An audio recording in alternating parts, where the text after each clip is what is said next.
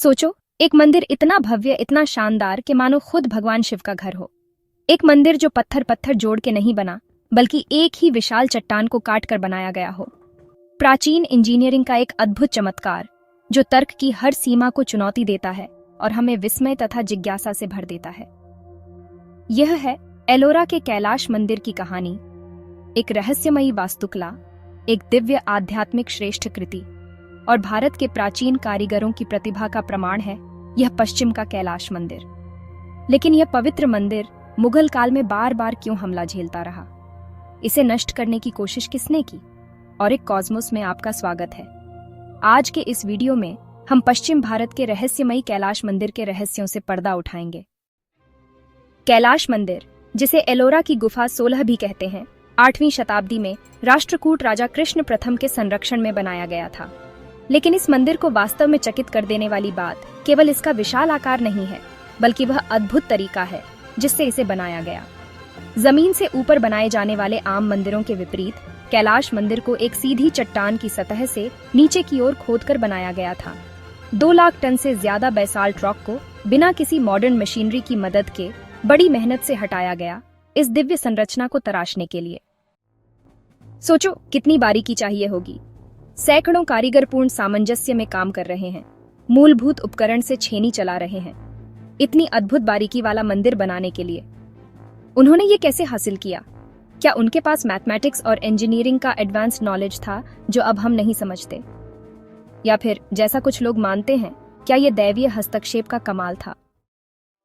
कहानियां बताती हैं कि एक भक्त रानी ने व्रत रखा था जब तक कि उनके पति राजा कृष्ण प्रथम एक ऐसा भव्य मंदिर नहीं बनवा देते जो स्वर्ग को भी टक्कर दे।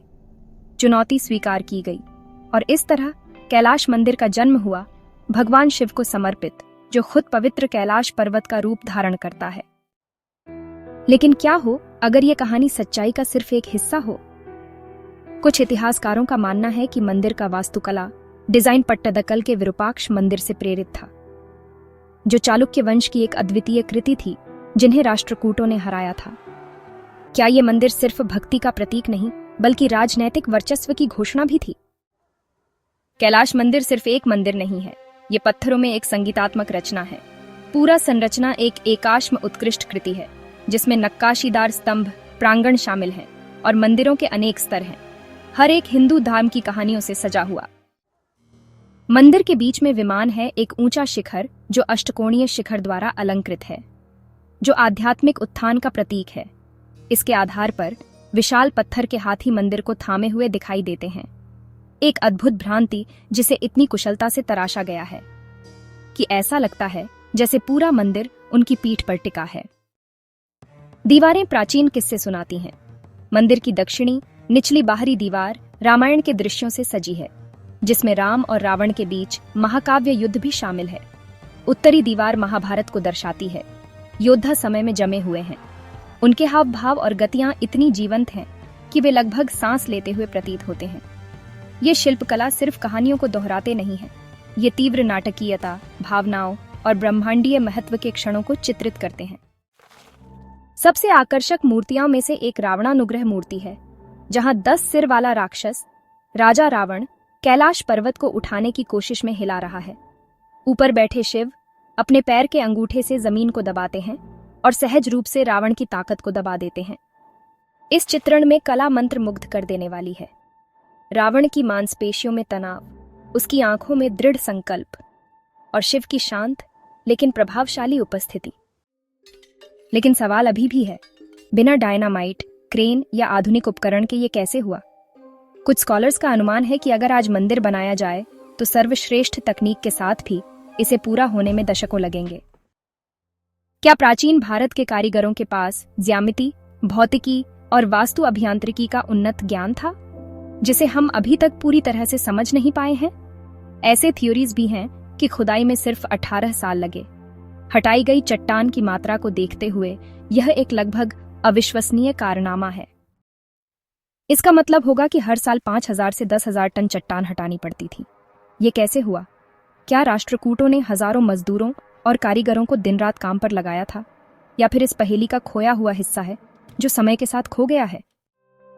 1200 साल से ज्यादा समय बीत जाने के बाद भी कैलाश मंदिर मजबूती से खड़ा है, समय से अछूता।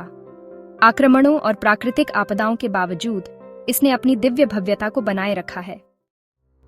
मुगल बादशाह औरंगजेब, जिसने हिंदू मंदिरों को नष्ट करने का आदेश दिया था, ने कथित तौर पर कैलाश को गिराने के लिए 1000 आदमी भेजे, लेकिन 3 साल की अविराम कोशिश के बाद वे असफल रहे। मंदिर बिना किसी नुकसान के रहा, मानो किसी अदृश्य शक्ति ने इसकी रक्षा की हो। आज एक यूनेस्को वर्ल्ड हेरिटेज साइट के रूप में कैलाश मंदिर अपनी जादुई कहानियों से यह आज भी श्रद्धा और प्रेरणा जगाता है। दुनिया भर से श्रद्धालु आते हैं, इतिहासकार इसके रहस्यों को सुलझाना करने की कोशिश करते हैं और यात्री मौन में खड़े रहते हैं।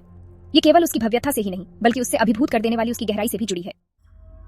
क्या कैलाश मंदिर अपने समय से आगे की मानव उपलब्धि थी, या क्या यह सचमुच देवताओं द्वारा पावन मंदिर था? इसका जवाब रहस्य में ही आवृत है। लेकिन एक बात पक्की है, एलोरा का कैलाश मंदिर यह कल्पना से परे एक आश्चर्य है और हमेशा रहेगा। तो उम्मीद है आपको यह वीडियो पसंद आया होगा, और एक कॉस्मोस के साथ जुड़े रहिए। वीडियो को लाइक और अपने दोस्तों के साथ शेयर करना ना भूलें। देखने के लिए धन्यवाद।